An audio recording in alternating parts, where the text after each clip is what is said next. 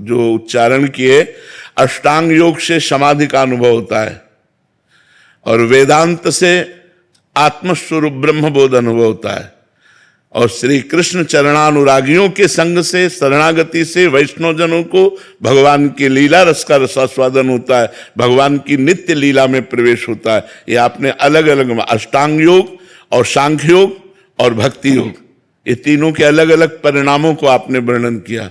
जो ब्रह्मानंद है वो वेदांत दर्शी मार्ग से प्राप्त होता है, जो समाधि है वो अष्टांग योग से प्राप्त होता है, और जो लीला प्रवेश है ये भक्ति योग से प्राप्त होता है। जो भक्ति योग के सिद्ध महापुरुष हैं उनके जब हम चरणों की दास्ता स्वीकार करते हैं और वो अपने हृदय का मार्ग देते हैं, तब हम श्री कृष्ण लीला आसक्त चित्त होकर के स्थूल शरीर, सूक्ष्म शरीर, कारण शरीर, तीनों शरीरों के राग का त्याग करके भाव देह से लीला में प्रवेश पाते हैं, इन देहों से नहीं। वो देह सच्चिदानंदमयी होती, चिदानंदमयी देह होती है, जो गुरु प्रसाद से, जैसे गोपी भाव या सखा भाव या सहचरी भाव, तो जो गोपी है या जो सहचरी है, जो भगवान का सखा है, वो चिदानंद स्वरूप होकर श्री कृष्ण से मिलता है, ना कि इन पार्थिव शरीरों से। पंचभूतों की सामर्थ्य नहीं कि श्री कृष्ण का आलिंगन कर ले। वो चिदानंदमय देह तुम्हारी विगत विकार जान अधिकारी।